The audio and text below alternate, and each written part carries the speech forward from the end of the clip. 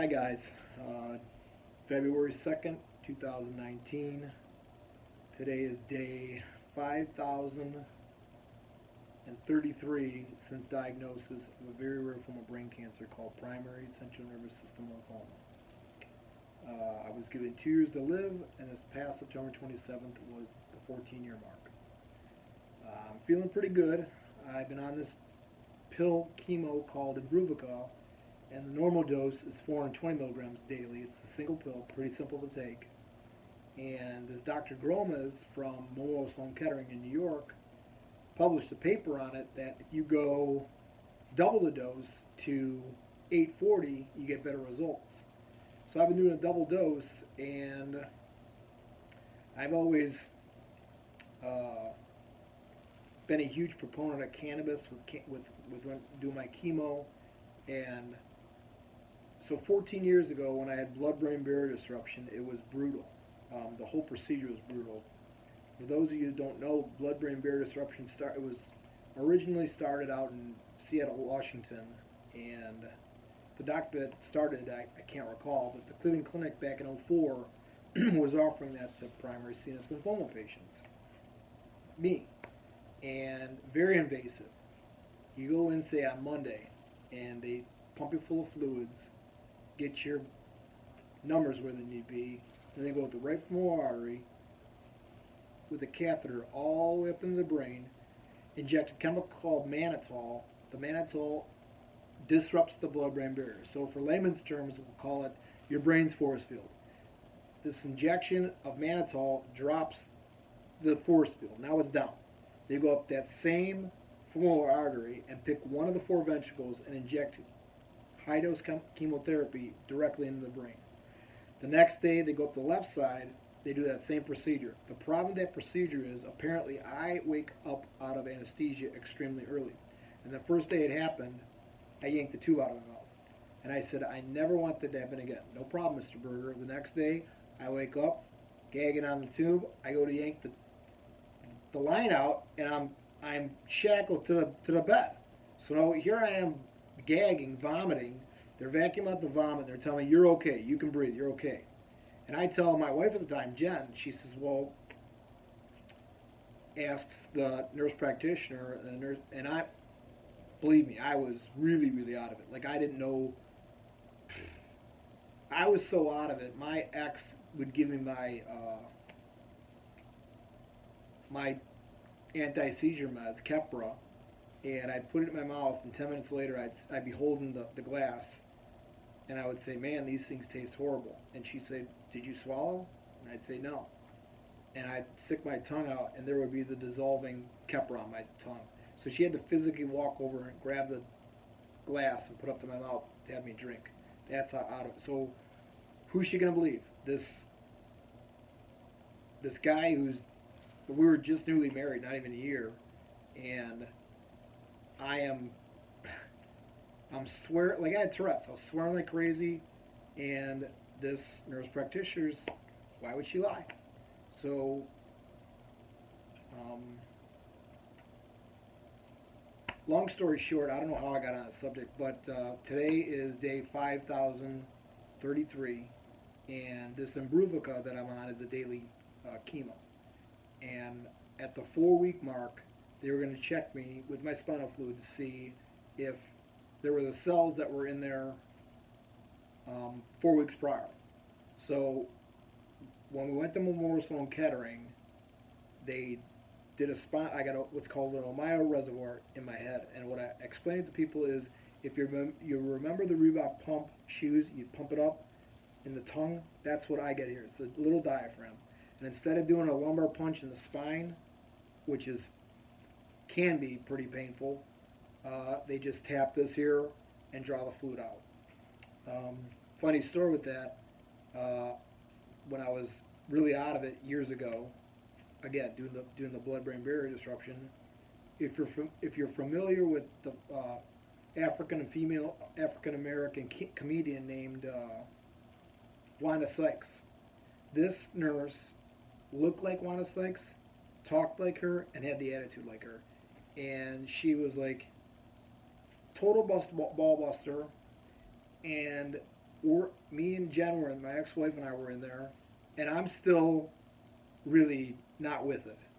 And she was dropping flippity flip bombs up, just being a normal person, and but more uh, brash, more aggressive, more abrasive.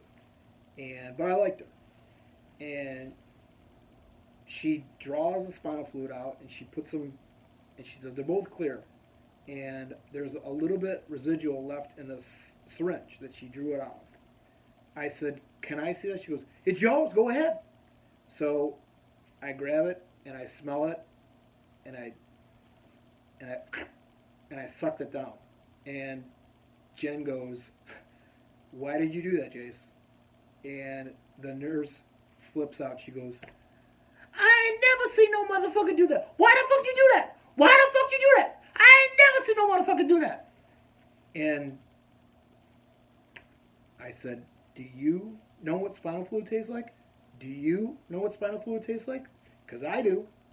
"What the fuck does it taste like?" I said, "It's kind of sweet." So that's and I have no idea why I did it. I have no idea why I did it, but I can say, and not many people can say, "Have you ever tasted spinal fluid?" So she's like, "What the fuck does it taste like?" I said, "It's kind of sweet." So that's my Wina Sykes spinal fluid story.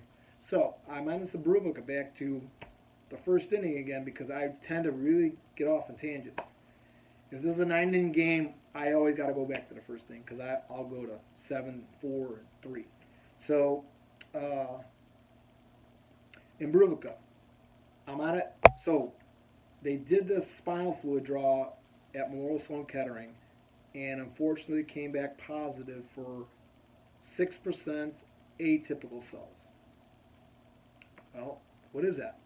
It's not lymphoma, or is it? So, as Dr. Gromas calls us with the results, Liz is looking on the Cleveland Clinic portal my chart and comes out with the spinal fluid draw that we took in Cleveland, which was 20 milliliters. That is a lot of fluid. And the nurse even said, she says, "That's your doctor must want a lot of tests." I said, "Why is that?" She goes, "Because he ordered 20 milliliters. We don't get that very often." So we get the results from that. That comes back clear. So Dr. Broma says that doesn't matter. You got atypical and given your history. So then they start me on the Imbruvica, and I tolerated it very well. But a known side effect is mouth sores. And at about the at the week 4 mark, they did more spinal fluid draw out of here, and it came back clear, which was great. But just because it was clear here doesn't mean it's clear throughout the whole CNS. So I was happy, but I wasn't overly happy. And then they said, "Well, your Imbruvica is obviously working, so stay on it." And then 2 weeks later, I broke out. So I'm sorry.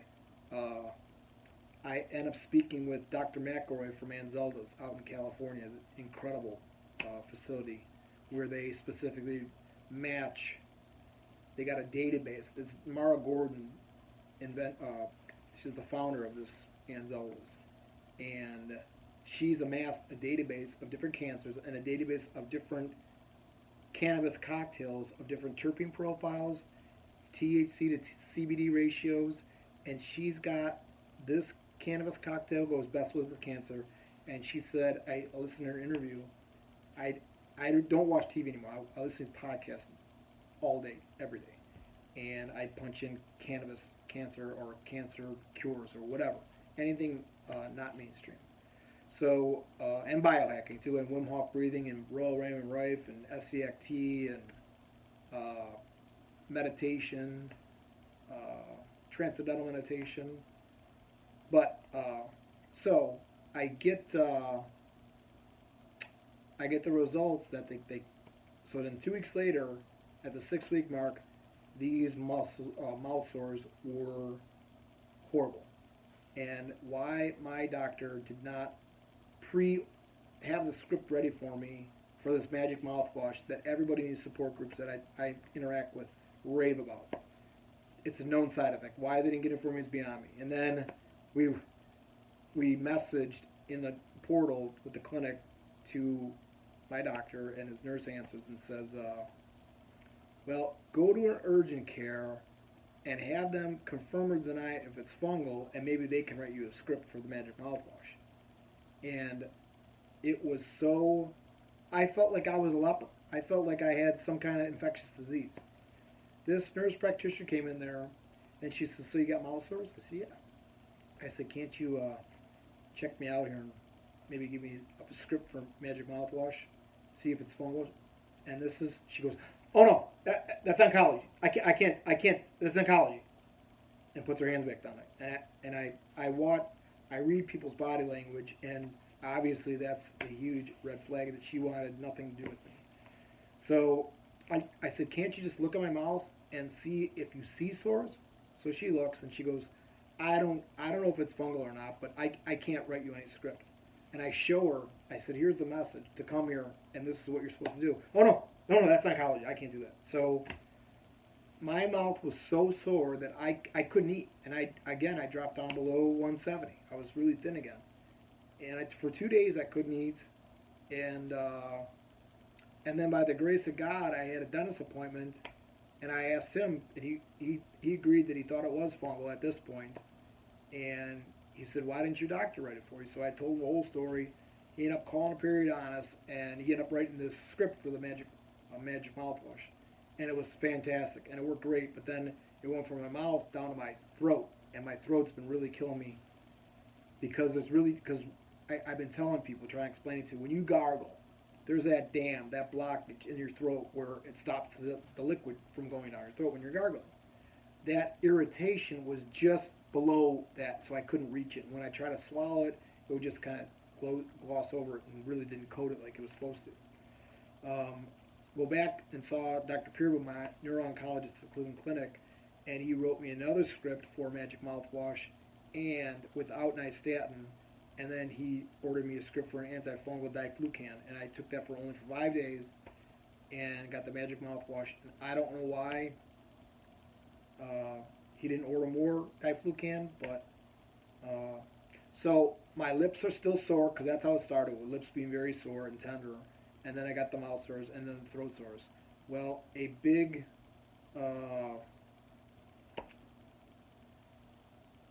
potential side effect is a lung infection called aspergillus, which is fatal.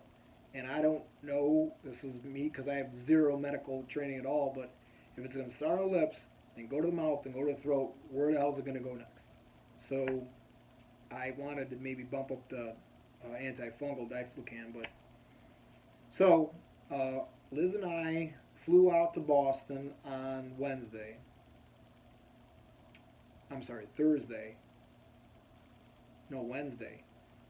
Saw the stem cell transplant team at Mass General, and very impressive. And we never really discussed my last MRI results. So, I'm sorry, my MRI results came back in the next day. I'm sorry. I had gotten the MRI the prior Friday, and I was hoping to get the results Monday. Why did they give me an MRI on Friday and I have to sit there and just dwell on, is it going to be clear, or are they going to see progression, or your mind races, and my mind races to begin with, and adding this on top of it is just short of torture. So I was hoping Monday, nothing Monday. Check. I don't know how many times I checked the Cleveland Clinic MI chart to see the results. No results. Then Tuesday came. Nothing. Then Wednesday comes. We call, and he's going to call us back. Well, then we flew out to Boston on Wednesday morning early, like 6 o'clock in the morning. Our flight was at 6:30 because this huge winter vortex was coming in, and we didn't want to get stuck here in Cleveland and not get a flight out to Boston. So Liz was Wonder Woman, Superwoman. She got the airfare, she got the hotels, just in case we get layover in Boston. We had a place to stay because once the storm hits, you're screwed. So she had that all lined up, and we were able to, due to medical reasons, to cancel that hotel once we saw that the weather was okay. So we never got the results to discuss with Mass General. So we flew back home and spent the day or the night in bed at our house on Wednesday. And then Thursday, played phone tag all day. I'm sorry, Thursday morning we got up. We flew to New York City, got a hotel, spent the night, got up super early to get to my appointment at 7:30 at Memorial Sloan Kettering. I mean, I was a human pincushion. They drew blood, they drew spinal fluid, they got urine, and they did a bone marrow biopsy out of my hip, which I'm feeling the effects of it today. So Dr. Gromas was not. I was pretty optimistic when I talked. Oh, I'm sorry. So Dr. Peerboom called us the night we were our first night in New York, and he told us that the MRI came back, and his message that he left, because we were playing phone tag. He's such a sweetheart of a man, but his delivery is, you'd have thought I got the worst. I mean, the diagnosis is bad, but so again, a sweetheart of a man. But this is my impression of him leaving a voicemail on my voicemail, a message on my voicemail. Yeah. Okay. This is Dr. Peerboom, and okay. I'll try to get a hold of you later. Call me back if you can. And I'm thinking, this is horrible. So then he calls finally, and then leaves a second message. He says, I'll try to get a hold of Liz. So finally gets a hold of us on Wednesday night. And he says, yeah, the MRI came back, and we saw the lesions slightly larger, but I brought it to the tumor board, and given your history, and we don't believe it's progression. We believe it's the Imbruvica that's actually working, and it's I don't know his exact wording, but he was certainly optimistic, and he said we're going to watch another month and bring him back for another MRI and spinal fluid draw. Next day we saw Dr. Romas at Memorial Sloan Kettering. He said, I saw the MRI, and I'm, progression. Or no, not progression. He said, it got bigger. That's not what we want. So obviously the Imbruvica's not working. And I said, that's not what Dr. Peerboom said. And he said, interesting. What did he say? And I told him what the tumor board said, and he says, well, I'll have to call him. He says, but as of right now, he said, you know what? We don't know what it is. He said, given your history, I have to assume it's lymphoma, but it's not acting like lymphoma. So he said, we're going to draw your spinal fluid, and we're going to test for different viruses, and maybe it's a virus, which Liz looked up what viruses it could be, and if it's a virus, that's just as bad as having cancer. It's not good. So so then we were there from 7:30 in the morning, and we didn't get out of there until 6:30 at night. And then we had to run back to the hotel to get our bags, and then try to make it on Friday night, New York City traffic, to get to JFK, which is a city, by the way. It's huge. And the Uber driver took the wrong ramp. He went to 5 instead of 8, so we had to circle back around. And he pulled over because, I don't know, Lyft or Uber, I think it was Lyft. They got to keep their log on their cell phone. So I go, just follow the sign. So we rushed, and then we get to TSA, and my shit luck, I get dinged for a random search. And I've had so much treatment and so much chemo and radiation. I do not want to go through those. They can tell me all they want that, oh, it's just, whatever. It's very, very minimal. Screw you. Do a pat down. So I actually was so out of it because it's such a long day, and we didn't eat anything we didn't eat all day till probably 5 o'clock when we were able to snag some food. I got a salmon salad, and it was good, but at that point, I could have ate the backside of a monkey's ass. So, shit. So going through TSA, and I'm gonna get the sand. I'm standing there, and Liz goes, no, no, get out of there, get out of there. And it dawns on me, I can't be in there. So I want the pat down.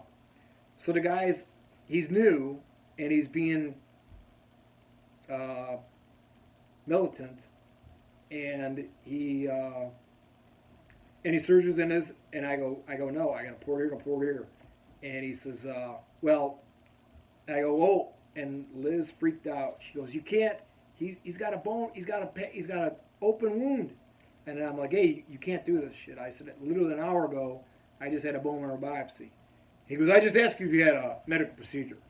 So that was, and then Liz she made a good scene to come to my rescue, and some other TSA chickie, she goes, you can't let him speak for himself? And she's like, he's got brain cancer. And later she thought I should have said that I'm his nurse, because that's basically what she is. She's my caretaker. So she ended up getting a hold of this supervisor, and he handled it very well. He did a nice job and got me through it. So we made it to our flight, and we got home probably around midnight last night, and I couldn't shower because I got this open wound. So I think I'm gonna shower now. That's it.